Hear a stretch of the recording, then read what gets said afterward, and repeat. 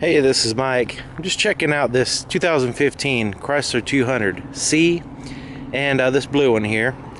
This is the S model right beside it. Now the C is a pretty decent package in the Chrysler 200, and this one has pretty good amount of options. It has has all the standard options, of course, and this one's been upgraded with the V6 engine. But let's take a look at it. One thing I want to mention is check out my night video on the Chrysler 200, because it's pretty neat the way it looks at night with all the lights and stuff. This one is absolutely filthy, but it's a brand new car, but it just needs a good washing. But here in the front, you can see it has halogen projector headlights and fog lights.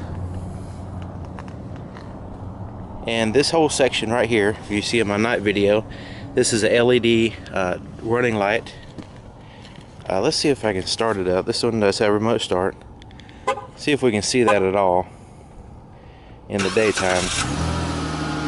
Yeah, I mean, you can see it pretty good.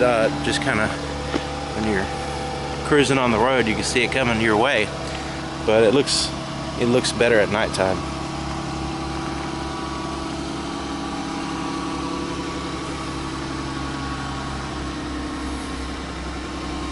It has 17-inch alloy wheels, and this car does.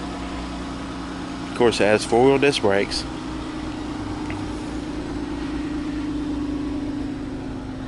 It has the dual chrome exhaust tips.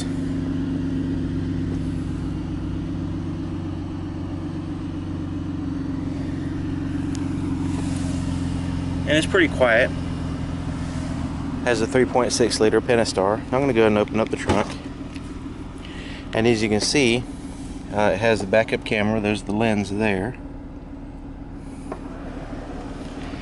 Alright, so here in the trunk, there's the front license plate bracket. You got a pretty good amount of room, and those seats do fold down in case you need some extra room.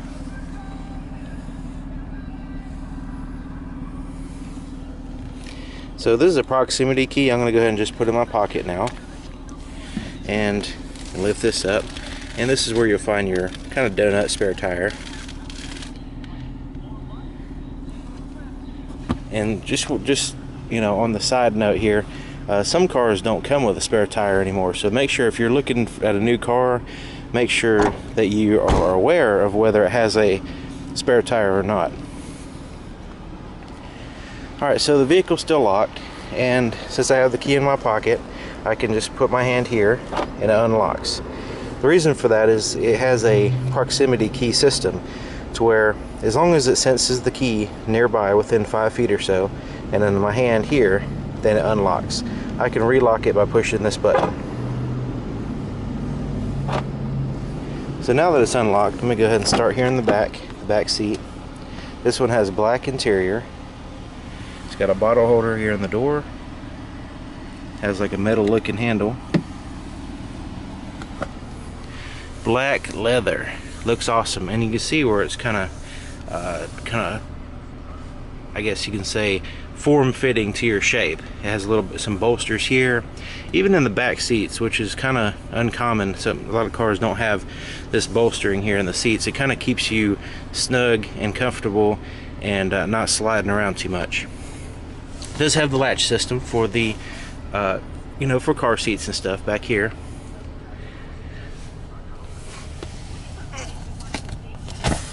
This folds down, and there is your cup holders and a little place to put some stuff, and you've got a little access to the trunk area if you need that. This folds down using this strap. There's a strap right here. You pull that, and it releases the seat and folds down in case you need some more cargo space. And of course, you can just put it right back up. Just want to pay attention to the seat belts and make sure they don't get stuffed in there. And you have a pretty good amount of leg room back here.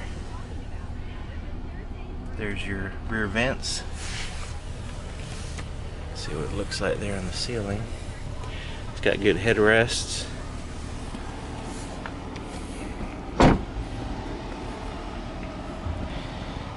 pretty interesting shape here on the side mirror. And you've got a little side marker light there. That was another cool thing I found out about the 200 is it has a laser brazed seam here. So you can see there's no, there in the top, there's no like weather stripping. It's completely 100% brazed from one side to the other. So so that way you don't have to worry about it. It's more structurally sound, but you also don't have to worry about any kind of weather stripping, cracking or leaking or anything like that. So here's the inside of the driver's door, and you see it has like a ebony wood trim here, and then you've got like a metal trim and your bottle holder there, and there's your door lock controls and power window controls and side mirror controls here. Speaker here, power seat. A lot of people were kind of shocked that the limited trim level does not come standard with a power seat.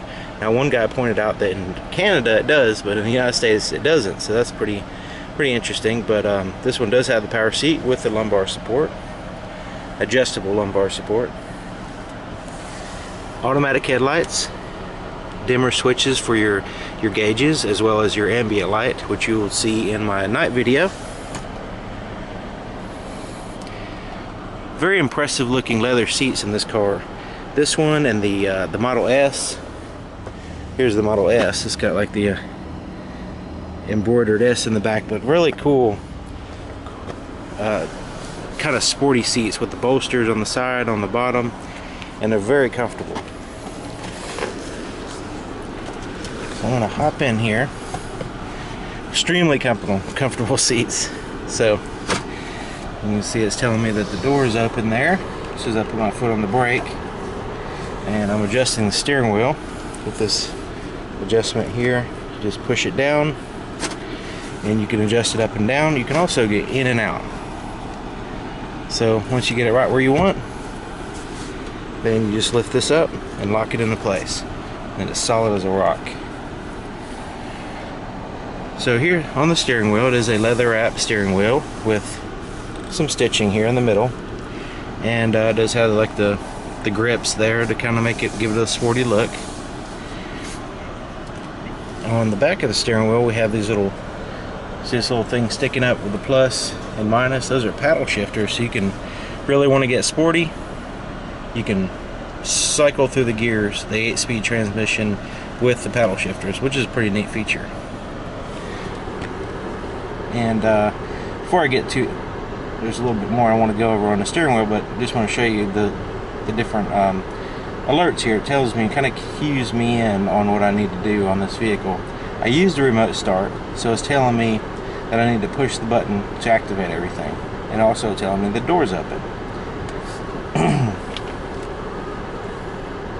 So I'm going to go ahead and push the start button just to kind of activate everything. There we go. Now everything kind of comes to life. I'm going to turn the fan down. Matter of fact, I'm going to turn the fan off. Alright, so back here to the steering wheel, just below the paddle shifters is a volume button. So I can turn the volume up and down. See if you can see that back there. You can kind of feel it back there right below the paddle shifters, and you can adjust the volume there. I can change the stations on this side, and then that way I can keep my hands on the steering wheel while going through the radio. Now here on the front, this is your cruise control. You just got to make sure it's turned on, and you'll see the little thing turn on to let you know it's ready, and then you can go ahead and push the set buttons there. Pretty standard. I mean, they've had the same controls for cruise control for forever, but this one's real simplified because it's right there. There's no little side thing that you got to reach over and touch or whatever. And here's on this side, you got a bunch of buttons. First of all, on the bottom is your Bluetooth, and the screen button is where you would make calls and also receive calls.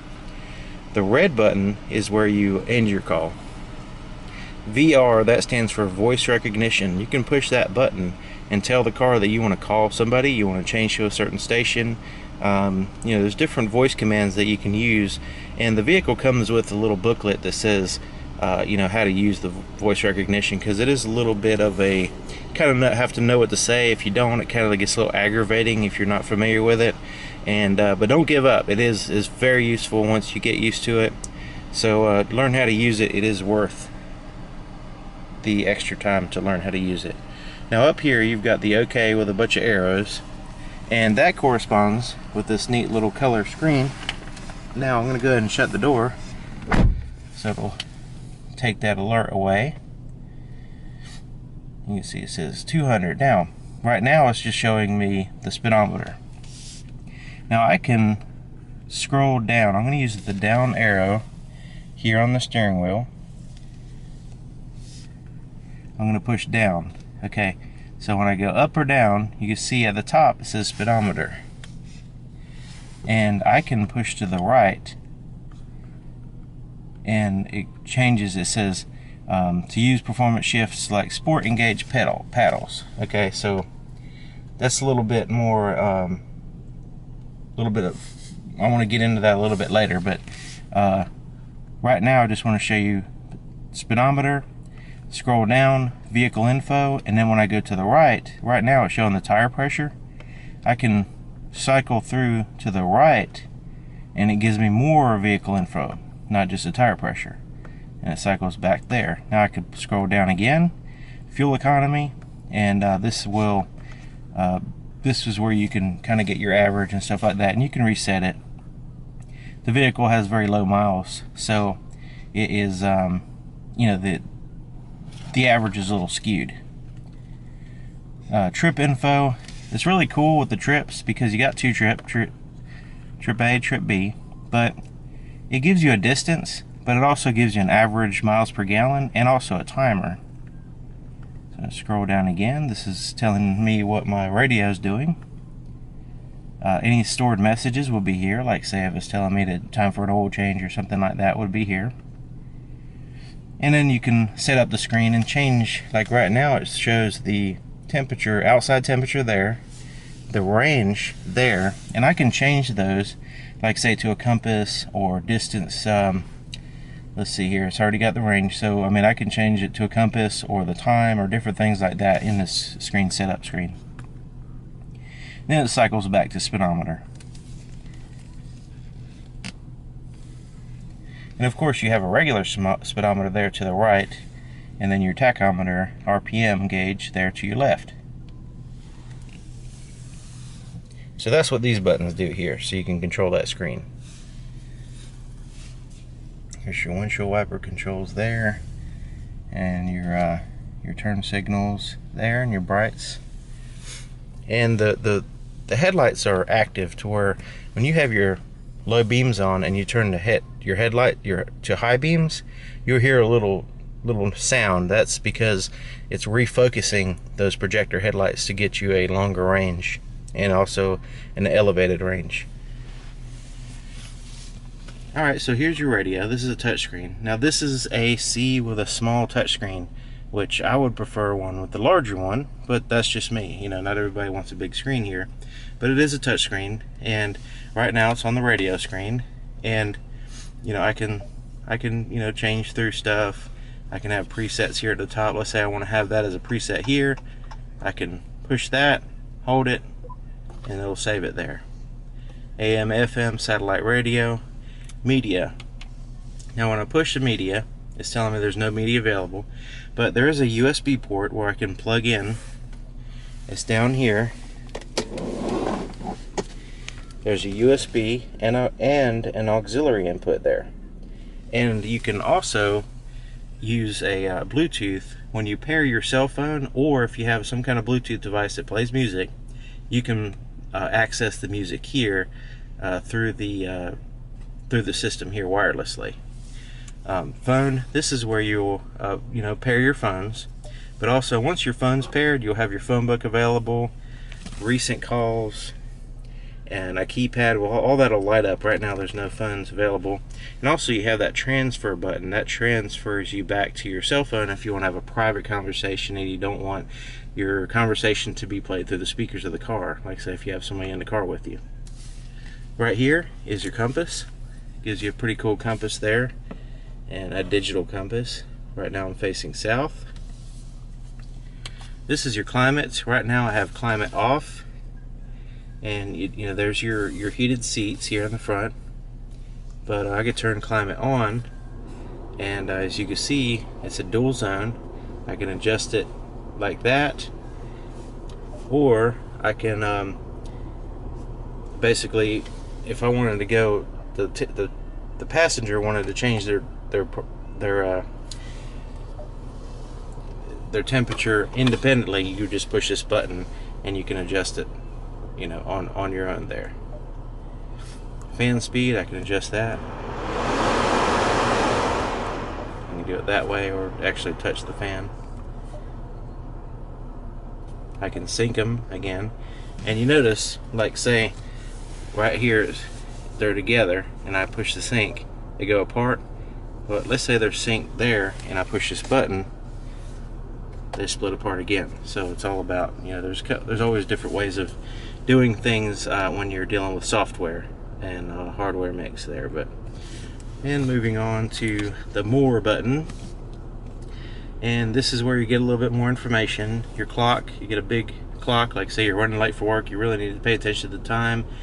For whatever reason, you can have that big clock there. You can go into settings. There's all kinds of settings that you can do for the screen here, and you can also turn off the automatic rear view mirror. It has automatically dims when there's somebody behind you with the bright lights on. Alright, so this is your four-way flashers there. Alright, so down here is your another volume, another tune through the stations, in addition to the ones on the steering wheel.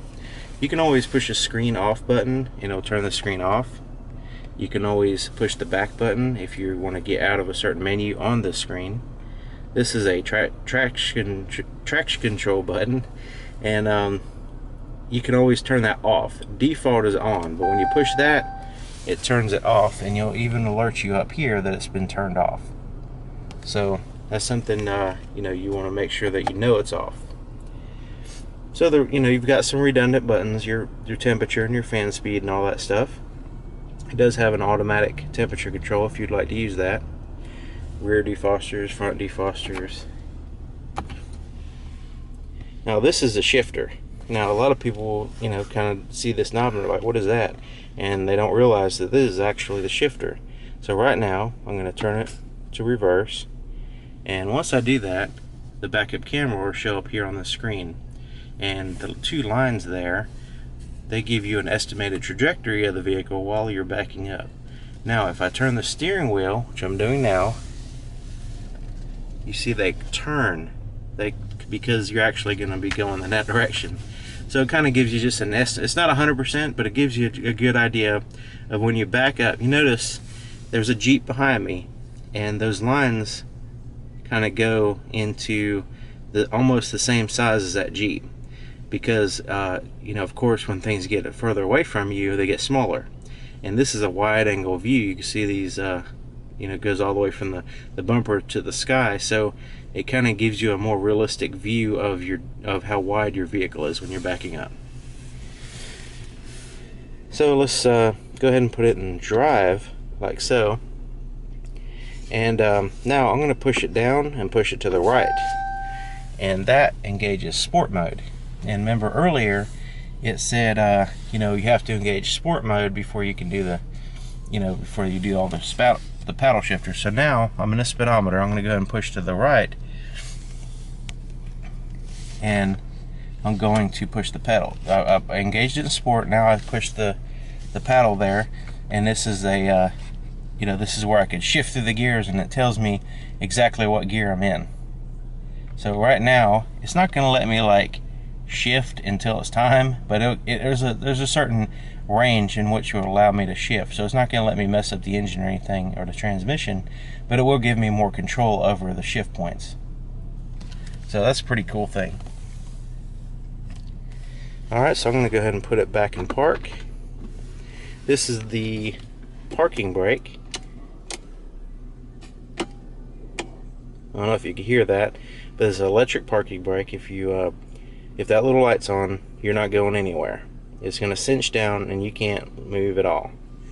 But and another thing is, you can, if the door is open and you try to move the vehicle, this will also cinch down automatically. So if you accidentally leave this in drive and try to get out, it's not going to roll. It's going to maybe roll a foot, maybe 1 foot or 2 feet, and this will cinch down and keep your car from just, just kind of rolling away. So that's a pretty neat safety feature. So back down here, this is just want to show you the cup holders first. There's the cup holders, and there's like a little pocket there to put maybe your cell phone or whatever. But this slides back, and then you've got this big storage compartment, and that's where your USB and auxiliary inputs. Plus, you have a power supply there, and but also you have this little hole, and this little hole leads down to this little kind of shelf down here. And basically you could put stuff down there and run wires up through that hole to charge, like I say, if you have a cell phone or a tablet down there, you can run the wires up to the USB port and charge it. So it's pretty cool. It's pretty neat that they have some extra space there where it's kind of out of the way. Alright, so this closes back. Now this right here, this, for one thing, it slides forward and back just to kind of get, a little bit more comfort. But it also lifts up, and there's some more storage back here. And it's all one compartment. I don't know if you can see that, but there's different ways of accessing it. And there's your little voice recognition book to kind of get you started, quick tips. And that I was talking about before. Up here is your auto dim rear view mirror. Right above it, these little bumps on top of the mirror, those are actually your microphones for your Bluetooth system. Right here is tap lights. The place to put your sunglasses is here, and there's rubber on the inside, no foam. Not to say that foam's bad, but let me just adjust my seat a little bit back so I can get a better view. Now this is the visor. Now right here on the bottom of the visor is your garage door controls. And you got a light with, you got a mirror with lights there. Same thing on that side.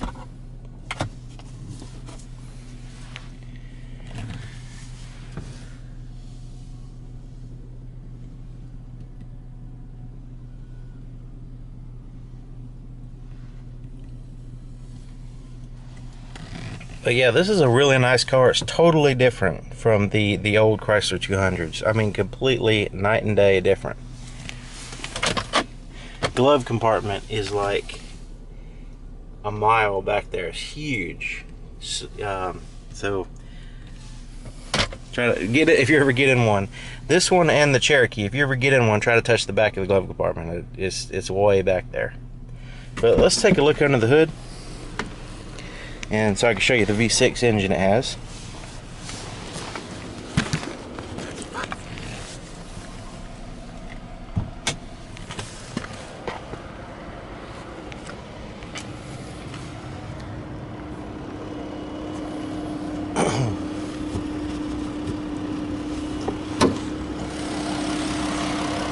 It has one. I know you can't see it for all the plastic in the way. But V6 3.6 liter, and it has the 9-speed transmission. And I'm sorry if I sometimes slip up and say 8-speed transmission, but it has a 9-speed transmission.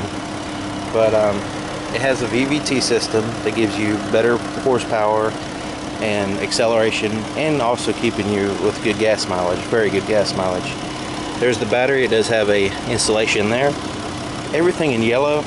Everything's kind of color coded here. The stuff in yellow is stuff that you would, you can check on your own and all that stuff. So, so that way, if you're not familiar with engines, you just kind of look for the yellow. So there you go. If you have any questions, let me know. If you could subscribe to my channel, like the video, share it with your friends. Basically, my intention is to kind of help you shop for cars and kind of show you the vehicles that. And that way you can kind of look at them on your own time, and you don't have to actually deal with, people at a car lot or whatever in the moment. You can actually kind of watch the videos and watch other people's videos and you know, try to make a more informed decision on which car you want to buy or which trim level you want, stuff like that. But anyway, I appreciate you watching, and I'll see you next time. Thanks.